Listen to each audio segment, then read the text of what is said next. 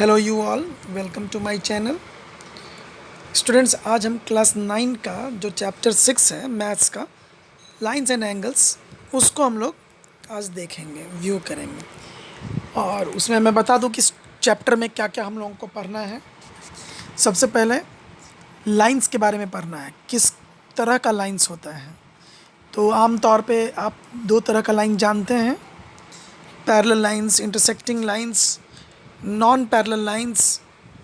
फिर मैं इसमें बता दूं कंकरेंट लाइंस होता है, फिर उसके बाद ट्रांसवर्सल्स होते हैं। तो इसमें कई तरह के लाइंस होते हैं, वो सारे हम इस वीडियो में पढ़ेंगे। उसके बाद फिर एंगल्स के भी बारे में पढ़ेंगे, जैसा कि टॉपिक का नाम है हम लोग का। इसमें एंगल्स के जब बारे में पढ़ेंगे तो types of angles according to their measurement, acute angle, obtuse angle, right angle, और इन सारे तरह के एंगल्स के बारे में हम लोग इसमें स्टडी करेंगे। और बहुत सारा तो आप एंगल्स के बारे में पहले से भी जानते होंगे। फिर कुछ एंगल्स रिलेशंस के बारे में भी पढ़ेंगे कि एडजेसेंट एंगल्स किसको बोलते हैं, लीनियर पेयर किसको बोलते हैं, फिर सप्लीमेंट्री एंगल्स क्या कहलाता है, कॉम्प्लीमेंट्री एंगल्स क्या कहलाता है। तो हम इस वीडियो में आज ये सब पढ़ने जा रहे हैं। तो स्टूडेंट, सबसे पहले मैं एक बार फिर से आप लोग को ध्यान आकर्षित करूँगा कि आप लोग जो भी वीडियो देखते हैं उस पर आप लोग कंजूसी से लाइक करते हैं और बहुत ही कंजूसी से सब्सक्राइब भी करते हैं और दोस्तों में शेयर करते हैं। स्टूडेंट्स, नॉलेज को जितना आप लोग बांटिएगा उतना आप लोग का ये बढ़ेगा और आप लोग उतना ही आप लोग लाभान्वित होइएगा। चलिए अब हम चलते हैं। तो सबसे पहले हम ये रिक्वेस्ट करेंगे कि आप लोग लाइक कीजिए, सब्सक्राइब कीजिए और शेयर भी कीजिए। चलिए अब हम अपने टॉपिक की ओर चलते हैं। देखिए स्टूडेंट्स, लाइन एंड एंगल्स में हम लोग को सबसे पहले लाइन का डिफिनेशन है। तो लाइन की डिफिनेशन के बारे में आप लोग जान लें कि लाइन जो है वो एकदम पतला सा वैसा ज्योमेट्रिकल फिगर है जिसके पास केवल लेंथ है, और ऐसे फिगर के पास कोई भी ब्रेड्थ वगैरह नहीं है, न ब्रेड्थ है न उसका थिकनेस है। तो दिस इज़ लाइन। आप देख सकते हैं स्टूडेंट्स, और आप चाहेंगे तो इस पर एरो दे सकते हैं दोनों तरफ। तो दिस इज़ लाइन। आप सोच रहे होंगे कि इसको यदि जूम करेंगे तो इसका थिकनेस पता चलेगा। यस, तो ये थिकनेस तो पता चलेगा। देखिए स्टूडेंट्स, यदि हम लोग ये सब कॉन्सेप्ट की बात करें तो पॉइंट्स को जब हम लोग डिफाइन करते हैं तो पॉइंट्स क्या है, पूरे जब आप यूनिवर्स को स्टडी कर रहे हैं,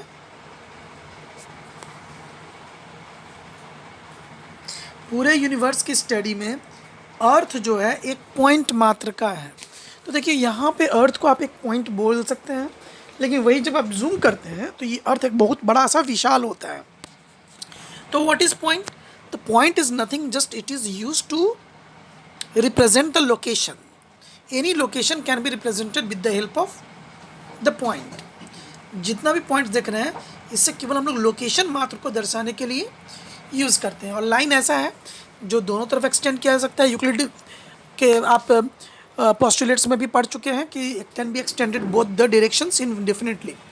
चलिए लाइन सेगमेंट की बात करें तो लाइन सेगमेंट स्टूडेंट्स ये पार्ट ऑफ लाइन है, पोर्शन ऑफ लाइन है, टुकड़ा है। जैसे एक लाइन है उसका हम बीच से 3 टुकड़ा कर दें, इसका लेंथ अलग होगा, इसका लेंथ अलग होगा, इसका लेंथ अलग होगा। तो उस तरह से the portion of line and the part of the line between with 2 and points. इसका 2 एंड पॉइंट्स होता है। ऐसा नहीं कि ये लाइन की तरह एक्सटेंड कर सकते हैं इनडेफिनेटली, क्योंकि लाइन का लेंथ कुछ भी नहीं निकलेगा क्योंकि वो इनफाइनाइट डायरेक्शन तक जाता है, लेकिन लाइन सेगमेंट का लेंथ निकलता है। हाँ स्टूडेंट्स, फिर से एक बार मैं बात बताना चाहूँगा, आपको रिमाइंड करना चाहूँगा कि किसी भी लाइन सेगमेंट में यदि ये क्वेश्चन आता है कि how many points can it contain, चाहे वो लाइन हो चाहे वो लाइन सेगमेंट हो, दोनों में ही आप लोग इनडेफिनिट बोलिएगा, यानी कि इनफाइनाइट पॉइंट्स कैन कंटेन।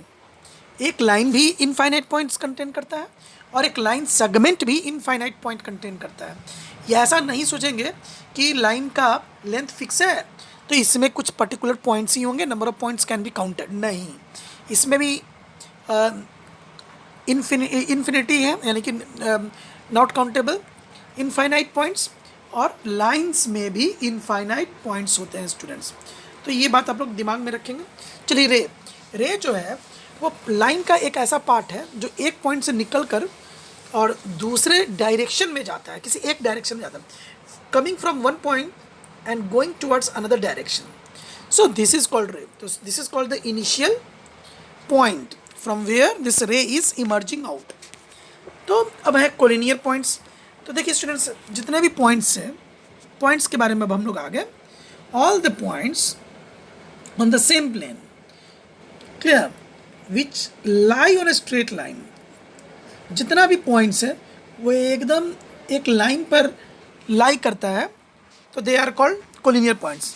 हम कभी कभी अपने स्टूडेंट्स को समझाने के लिए ऐसा भी एग्जांपल देते हैं कि कभी कभी आपने देखा होगा कि कोई पोल पर तार है और तार पर 5-6 कौवा या कोई भी पक्षी एक साथ बैठे हुए हैं, तो उस समय में हम लोग कह सकते हैं कि they are the collinear crows, they are the collinear sparrows. तो आप उसी तरह से पॉइंट को एज्यूम करें कि किसी भी लाइन पर सारे पॉइंट्स एक साथ जो आते हों, they are called collinear points. चलिए अब हम आगे चलते हैं एंगल्स के लिए. तो स्टूडेंट्स, एंगल काफ़ी डिफिनेशंस जो है वो इस तरह से आप देख सकते हैं कि कोई भी दो रे यदि हम देखते हैं जो एक ही पॉइंट से निकलता है, मान लीजिए कि ओ एक पॉइंट है और ओ ए एक रे है और दूसरा रे ओ बी है, तो दोनों रे के बीच का जो मेज़रमेंट होगा वो एंगल कहते हैं. इसको हम लोग इंक्लिनेशन बोलते हैं. The inclination between two rays when both are coming from a same point, then the angle is formed. Now see, इस एंगल का नाम हम लोग इस तरह से लिख सकते हैं, एंगल ओ ए ओ बी, या एंगल बी ओ ए लिखें, या आप इसको एंगल ओ बी लिख सकते हैं. यदि यहाँ पे अकेला एंगल ओ है तो आप ऐसे एंगल ओ लिख सकते हैं. तो ये लिखने का मेथड हुआ स्टूडेंट्स. तो इसका डिफिनेशन एक बार देख लेंगे. The angle is formed when two rays originates from the same end points, clear, and the rays making an angle are called the arms and the in point is called the vertex. तो अभी आपने देखा ओ यहाँ पे vertex हो गया, जबकि ओ ए जो रे था और ओ बी जो रे है वो दोनों इसका आर्म्स हो गया. चलिए आइए अब टाइप्स ऑफ एंगल्स के बारे में स्टडी करते हैं. स्टूडेंट्स, यदि ऐसा एंगल जिसका वैल्यू 0 डिग्री और 90 डिग्री के बीच में हो, तो वैसे एंगल को एक्यूट एंगल बोलते हैं. 0 डिग्री का एंगल आप जानते हैं, एक ही रे पर दो रे लाई करता हो और एक ही पॉइंट से निकल कर, तो उन दोनों के बीच में 0 डिग्री का एंगल बनता है और उसको हम लोग जीरो एंगल बोलते हैं. जबकि यदि वही एंगल एक रे दूसरे रे के ऊपर 90 डिग्री बनाता हो, परपेंडिकुलर डायरेक्शन में हो, तो ऐसे केस में दोनों के बीच में एंगल 90 डिग्री बनता है. और इन दोनों के बीच में 0 डिग्री और 90 डिग्री के बीच में जितने भी एंगल्स बनेंगे, all angles are called acute angles.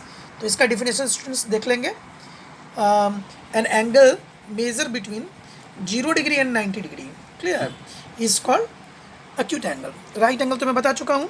Obtuse angle, देखिए अब ऐसा एंगल जो स्ट्रेट एंगल हो, जो किसी पॉइंट के चारों ओर हो, जैसे कि आप मान लीजिए आप दोनों अपने हाथ को स्ट्रेच कर लेते हैं और ये शोल्डर के एकदम पैरेलल रखते हैं दोनों हाथों को कंधे के बराबर, तो देखिए ये दोनों जो हाथ के बीच में जो एंगल बनता है, it is called 180 degree, and इसको हम लोग स्ट्रेट एंगल के नाम से जानते हैं. तो देखिए स्टूडेंट, ऐसा एंगल जो राइट एंगल और स्ट्रेट एंगल के बीच में बनता हो, these are called obtuse angle. तो ऑब्ट्यूज एंगल का फिगर हमेशा आप लोग याद रखिएगा. ऑब्ट्यूज एंगल हमेशा 90 डिग्री से बड़ा होता है और 180 डिग्री से छोटा होता है. जैसे देखिए ये एंगल हुआ, this is obtuse angle. Example 110 degree लिख सकते हैं, 120 डिग्री लिख सकते हैं. इस तरह का एंगल हुआ 150 डिग्री लिख सकते हैं. तो ये सब के सब हमारा ऑब्ट्यूज एंगल का एग्जाम्पल है. चलिए आइए अब हम आगे के एंगल्स के बारे में पढ़ते हैं. तो स्ट्रेट एंगल तो जान गए, बता दिया हूँ. रिफ्लेक्स एंगल, वैसा एंगल जो 180 डिग्री से बड़ा हो लेकिन हाँ 360 डिग्री से छोटा हो. 180 डिग्री से बड़ा हो लेकिन 360 डिग्री से छोटा हो, तो this type of angle is called reflex angle. वो इस तरह का भी हो सकता है और इस तरह का भी हो सकता है. देखिए स्टूडेंट, ये पूरा एंगल जो 180 डिग्री से बड़ा मेजरमेंट का है, और यहाँ पे भी आप देख सकते हैं फर्स्ट वाला जो फिगर मैंने बनाया है, यहाँ पे भी ये दोनों के बीच में एंगल का वैल्यू मोर देन 180 डिग्री है, तो ये रिफ्लेक्स एंगल कहलाते हैं। चलिए कॉम्प्लीमेंट्री एंगल्स, देखिए कॉम्प्लीमेंट्री एंगल्स में पेयर ऑफ एंगल्स हैं, तो ये पेयर ऑफ एंगल्स है जिसका सम 90 डिग्री होता है। जैसे मान लीजिए कि कोई मैं दो एंगल ले लिया, एक 30 डिग्री ले लिया और एक 60 डिग्री ले लिया, तो both are called complementary angles. तो स्टूडेंट याद रखें 30 को 60 का कॉम्प्लीमेंट बोलते हैं और 60 को 30 का कॉम्प्लीमेंट बोलते हैं, and they are called complementary to each other. तो यदि कोई पूछेगा आपको कि yes find the angle which is equal to its complement, क्या जवाब देंगे? Find the value of angle which is equal to its complement. ये दोनों के दोनों कॉम्प्लीमेंट भी है और दोनों आपस में बराबर में भी है। यस करेक्ट, दोनों का वैल्यू 45 डिग्री होगा। यस दोनों का वैल्यू 45 डिग्री होगा, then they will be equal, ठीक है ना, इन मेजरमेंट। और यदि क्वेश्चन ऐसा रहेगा कि find the value of angle which is half of its complement, तो देखिए एक 60 डिग्री होता है और दूसरा 30 डिग्री, तो क्वेश्चन पूछ किसके बारे में रहा? इसके बारे में पूछ रहा है कि find the angle which is half of its complement. और इस अपने कॉम्प्लीमेंट, इसका जो कॉम्प्लीमेंट है इसका ये हाफ है, ठीक है, तो 30 डिग्री हुआ। और यदि बोलेगा कि find the angle which is double its complement, तो उसे में हमें 60 डिग्री होगा आंसर, क्योंकि 30 डिग्री का डबल है। ठीक है, चलिए स्टूडेंट्स हम लोग आगे बढ़ते हैं। सप्लीमेंट्री एंगल्स, जब इसी तरह से जब दो एंगल का सम 180 डिग्री होगा तो दोनों आपस में सप्लीमेंट्री एंगल्स कहलाएंगे, and each of one of them is the supplement of other. और सप्लीमेंट एंगल निकालने का तरीका क्या है स्टूडेंट्स? आप 180 डिग्री में से हमेशा घटा लीजिए। जैसे बोलेंगे कि 45 डिग्री का ये सप्लीमेंट क्या होगा, then supplement of 45 degree is equal to 180 degree minus 45, that is 135 degree. तो 135 डिग्री ये सप्लीमेंट होगा किसका? 45 डिग्री का। तो माइनस करके निकाल सकते हैं। यदि क्वेश्चन रहेगा कि find the value of measure of angle which is equal to its supplement, तो 90 degree. Find the measure of angle which is 1/4 of its supplement, तो उसमें आपका क्या हो जाएगा? 36 डिग्री हो जाएगा, क्योंकि यदि इसका सप्लीमेंट की बात करें तो 144 डिग्री आएगा, तो इसका 1/4 हो जाएगा। तो ये इक्वेशन वाले मेथड से बना सकते हैं, याद रखेंगे स्टूडेंट्स, दोनों का सम हमेशा 180 डिग्री देगा। चलिए आगे हम लोग बात करते हैं कंप्लीट एंगल।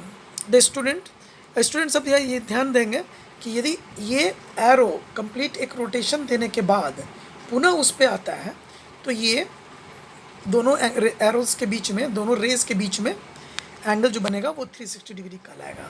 जी हाँ स्टूडेंट्स, 0 डिग्री और 360 डिग्री दोनों सेम होता है, परंतु 360 डिग्री में हम ऐसे बाहर की ओर रोटेट करेंगे एक बार एंटी क्लॉकवाइज डायरेक्शन में। ठीक है, आगे चल के आप लोग पॉजिटिव एंगल्स और निगेटिव एंगल्स भी पढ़ेंगे।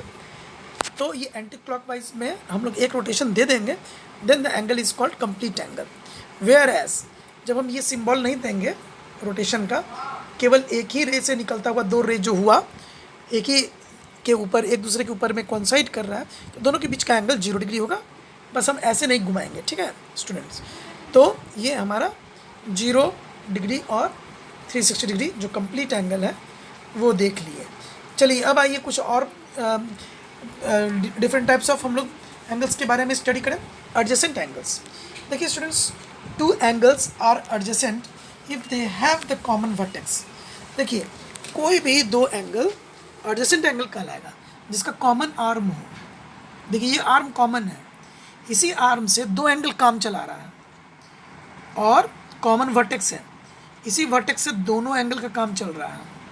ठीक है, तो इस रे के इधर वाला और इस रे के इधर वाला दोनों एंगल जो होगा ये एडजेसेंट एंगल्स कहलाएंगे। तो उसके लिए कंडीशन क्या है? First, they have a common vertex. देखिए इस ओ को हम लोग कॉमन वर्टेक्स मान सकते हैं। हैव ए कॉमन आर्म, देखिए ये ओ ए जो है ये हमारा कॉमन आर्म है, ये वाला जो आर्म देख रहे हैं this is the common arm, and their non common, ये बहुत ही इंपॉर्टेंट पॉइंट्स है students, and their non common arm must lie on opposite side of the common arm. ये जो कॉमन आर्म है उसके अपोजिट साइड, एक इस तरफ हो दूसरा इस तरफ हो, तो ये जरूरी है एडजेसेंट एंगल्स होने के लिए। अब चलिए स्टूडेंट्स आगे हम लोग बढ़ते हैं अब आइए लीनियर पेयर। तो देखिए लीनियर पेयर भी एक एडजेसेंट एंगल्स का ही पेयर है, ठीक है। एडजेसेंट एंगल्स मतलब देखिए यहाँ पे मैं बता देता हूँ, इसका ये कॉमन आर्म है, कॉमन वर्टेक्स है, और इनके जो नॉन कॉमन आर्म्स है वो अपोजिट साइड में, एक इस ओर तो दूसरा इस ओर, opposite side of the common arm. तो इसको हम लोग एडजेसेंट एंगल्स कह सकते हैं। और अब देखिए इसका डिफिनेशन बताया गया है, एडजेसेंट एंगल कह के ही इसका डिफिनेशन दिया गया है क्या, कि एडजेसेंट एंगल्स उस सम इज़ 180 डिग्री। जब इसका सम 180 डिग्री आएगा तो they are called linear pair.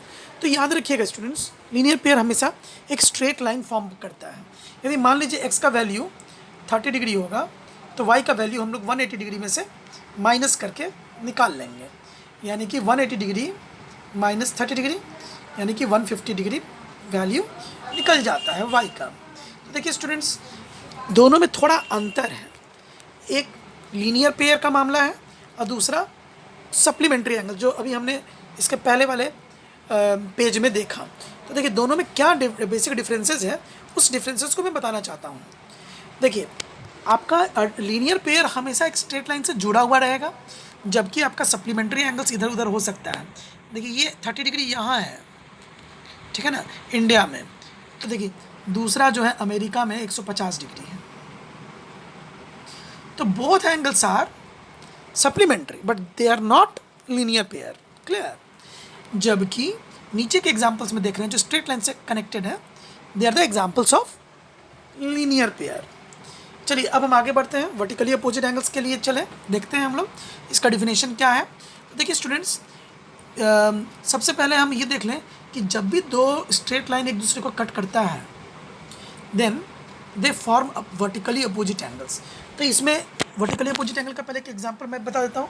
देखिए ये एक्स और ये जेड वर्टिकली अपोजिट एंगल्स का एग्जांपल्स है, और वर्टिकली अपोजिट एंगल्स आपस में बराबर भी होते हैं। वाई और डब्ल्यू ये भी आपस में दोनों बराबर हैं, वैल्यू इन लोग का बराबर होगा। तो याद रखिएगा, जब भी दो स्ट्रेट लाइन इंटरसेक्ट करता है तो जो पेयर ऑफ एंगल्स होगा having common arm and none of the arm are common and the value of the both angles are same, then these two angles are called vertically opposite angles, ठीक है। यहाँ पे आप देख सकते हैं x is equal to z, तो ये रूल भी हो गया कि vertically opposite angles will always be equal. इसको देखिए स्टूडेंट्स हम लोग प्रूफ भी कर सकते हैं, मैं इसका भी प्रूफ अभी आप लोग को बता भी देता हूँ। देखिए कैसे प्रूफ हो, ये बहुत ही इंपॉर्टेंट क्वेश्चन भी है, कभी कभी नहीं एग्जाम में ये पूछा जाता है। देखिए स्टूडेंट्स, ये यदि स्ट्रेट लाइन है, m की बात करें तो angle x plus angle y दोनों मिल करके 180 डिग्री आएगा। क्यों? Because of the linear pair, ठीक है। एंगल x और एंगल y का दोनों का सम 180 डिग्री आएगा, ठीक। जब हम इस स्ट्रेट लाइन की बात करें तो w और x ये दोनों का सम 180 डिग्री देगा, ये दोनों लीनियर पेयर है। तो हम लिख सकते हैं angle w plus angle x is equal to 180 degree. अब देखिए स्टूडेंट्स, यदि हम इस दोनों को कंबाइन करते हैं, दोनों इक्वेशंस को यदि हम कंबाइन कर लेते हैं, तो देखिए हमारा एक अच्छा सा रिजल्ट आता है, वो है angle W plus angle X is equal to angle X plus angle Y। दोनों तरफ से एंगल X कैंसिल, और तब हमारे पास जो फाइनल रिजल्ट आता है वो रिजल्ट होता है W is equal to Y। तो देखिए angle W is equal to angle y। तो इसी प्रकार आप दूसरे पेयर को भी प्रूफ कर सकते हैं। देखिए students, w equals to y जो यहाँ पे आपका दिया हुआ है, सेकंड वाला देखिएगा, ये w इक्वल्स टू y, ये यहाँ पे इसका प्रूफ दिया हुआ है। तो इस तरह से हम इसको प्रूफ करेंगे।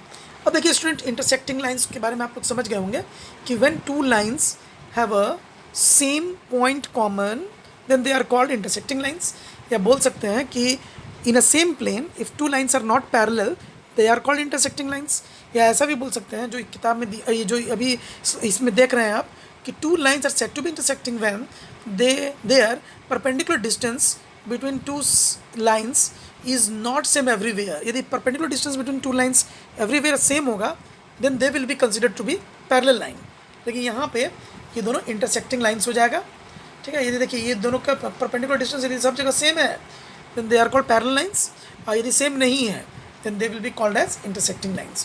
फिर नॉन इंटरसेक्टिंग लाइन्स, बस non intersecting line same plane में हो तो वो ऑटोमेटिक पैरेलल हो जाएगा। और यदि स्पेस में हो तब वो पैरेलल हो भी सकता है, नहीं भी हो सकता है। They are called skew lines also. तो वो सब हायर क्लासेस में पढ़ना है। Non intersecting lines, two lines are said to be non intersecting lines when the perpendicular distance between them is same everywhere, ठीक है। They do not meet.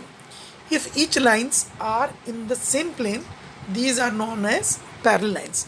और यदि इस तरह का लाइन होता है सेम प्लेन पर तो उसको हम लोग पैरेलल लाइन बोलते हैं। स्टूडेंट्स याद रखेंगे, ये डायरेक्टली इनडायरेक्टली ये यूक्लिड के 5वें पोस्टुलेट से ही निकल कर के सामने आया है, ठीक है ना। चलिए अब हम आगे चलते हैं।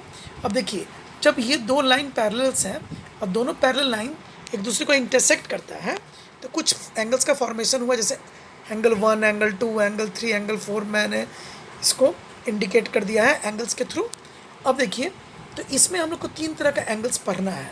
सबसे पहले मैं ट्रांसवर्सल लाइन के बारे में बता देता हूँ। देखिए स्टूडेंट्स, वैसा लाइन जो दो लाइंस को एक साथ इंटरसेक्ट करता है, दो गिवन लाइंस को एक साथ इंटरसेक्ट करने जा रहा है, तो this line is called transversal line. Two lines, a line which intersects two given line, two or more lines at the same time at two or more distinct points, then this line is called transversal। तो आप लोग को समझ में आ गया होगा transversal किसको बोलते हैं। अब किसी भी पैरेलल लाइन को यदि कोई ट्रांसवर्सल इंटरसेक्ट करे तो बहुत सारा तरह का एंगल्स बनता है, तो उसके बारे में जान लें। Vertically opposite angle, 2, 4 vertically opposite angle, 1 और 3 वर्टिकली अपोजिट एंगल हुआ, दोनों बराबर होगा। एंगल 5, 7 के बराबर में होगा vertically opposite angle. Angle 6, angle 8 के बराबर में होगा वर्टिकली अपोजिट एंगल्स। ठीक इस तरह से यदि हम कॉरस्पॉन्डिंग एंगल की बात करें तो देखिए स्टूडेंट्स, मैं कॉरस्पॉन्डिंग एंगल्स बताता हूँ कि मान के चले कि ये भी छत है और ये भी छत है, तो दोनों ही केस में छत के ऊपर में खड़े हो जाइए और वॉल के एक तरफ, जो ये वॉल देख रहे हैं, वॉल के एक ही तरफ जो दोनों एंगल बन रहा है नीचे में छत के ठीक ऊपर, अच्छे छत के ठीक ऊपर और वॉल के एक ही तरफ, दे आर कॉरस्पॉन्डिंग एंगल। ठीक उसी तरह से यदि दोनों के छत की बात करें तो दोनों के छत देख सकते हैं। एक 4 देखिए, दोनों की छत पर देखिए, एक 8 देखिए, दोनों को यदि नीचे से आप देखते हैं तो दोनों का छत दिखाई देता है। और एक वॉल है तो वॉल के एक ही तरफ दोनों छत का कॉर्नर, तो इसको करस्पॉन्डिंग एंगल, ये मेरा अपना लैंग्वेज है समझाने का स्टूडेंट्स। और ऐसे आप लोग देख सकते हैं यहाँ पे जो करस्पॉन्डिंग एंगल्स के पेयर्स हैं वो आप आसानी से समझ सकते हैं। 1 का करस्पॉन्डिंग 5 हुआ, 2 का करस्पॉन्डिंग 6 हुआ, एंगल 3 का करस्पॉन्डिंग 7 हुआ और एंगल 8 का करस्पॉन्डिंग 4 हुआ, ठीक है। तो ये सब पेयर आपस में इक्वल भी होते हैं कब, जब ये दोनों लाइंस पैरेलल होंगे। If 2 lines are parallel and intersected by a transversal, तो ये पेयर करस्पॉन्डिंग एंगल्स का पेयर इक्वल होगा। वर्टिकली अपोजिट एंगल तो ऐसे ही इंटरसेक्शन करने से ही बनता है। और अब हम चलते हैं अल्टरनेट इंटीरियर एंगल्स के बारे में पढ़ने के लिए। देखिए स्टूडेंट्स, अल्टरनेट इंटीरियर एंगल्स में मैं बताना चाहूँगा कि जो जेड का कॉर्नर पर आया, जेड का कॉर्नर, जैसे कि यहाँ पे देख सकते हैं कि एंगल 3 और एंगल 5 एक जेड नुमा एक शेप बना हुआ है। तो जेड नुमा शेप के जो बना हुआ है ना 3 और 5 के बीच में, तो ये 3 और 5 अल्टरनेट इंटीरियर एंगल्स होगा। ये भी दोनों आपस में बराबर में होगा यदि दोनों पैरेलल लाइंस हैं। तो उसी तरह से 4 और 6 भी आपस में अल्टरनेट इंटीरियर एंगल होने के कारण ये दोनों बराबर में हैं। अब सुनिए स्टूडेंट्स, अब angles in the two the same side of a transversal और सप्लीमेंट्री। अब ट्रांसवर्सल के एक ही तरफ इंटीरियर एंगल्स को देखेंगे, अंदर का एंगल्स, ठीक है। जैसे 3 हुआ और 6 हुआ, 3 के साथ 6 देखें, उन दोनों को जोड़ने पर 180 डिग्री आएगा। 4 और 5 को देखें तो इन दोनों को जोड़ने पर 180 डिग्री आएगा। स्टूडेंट्स याद रखें कि जब भी पैरेलल लाइन है और ये एंगल और ये एंगल जो देख रहे हैं इंटीरियर एंगल इसको बोलते हैं। और चूँकि ये ट्रांसवर्सल के एक ही तरफ है इसलिए इसको बोलते हैं कोइंटीरियर एंगल्स। तो इन दोनों का सम क्या होगा, हमेशा 180 डिग्री होगा। और यहाँ पे भी देख रहे हैं ये एंगल का कोइंटीरियर एंगल्स नीचे वाला हुआ और इन दोनों का सम 180 डिग्री हुआ, ठीक है ना स्टूडेंट्स। यदि ये 30 डिग्री है तो नीचे वाला 150 डिग्री आसानी से निकल आएगा क्योंकि दोनों का सम 180 डिग्री देना ही देना है। ऊपर वाला यदि 90 डिग्री है तो नीचे वाला भी 90 डिग्री होगा, लेकिन दोनों के दोनों इंटीरियर एंगल्स का पेयर होना चाहिए। तो स्टूडेंट्स, ये मैंने जो भी आपको अभी जो वीडियो बताया उसमें ज़रूर आप लोग इंटरेस्ट लिए होंगे। और यदि आप इतना देख लेते हैं तो आपको दोबारा पढ़ने की ज़रूरत नहीं है बुक, जो थ्योरी दिया हुआ है बस इतना मात्र दिया हुआ है, लेकिन हाँ बहुत ज़्यादा आप एक्सप्लोर करना चाहते हैं तो आपको पढ़ना ही चाहिए, बहुत अच्छा चीज़ पढ़ना ही चाहिए। और जो भी है मेरे वीडियो को आप लाइक करें।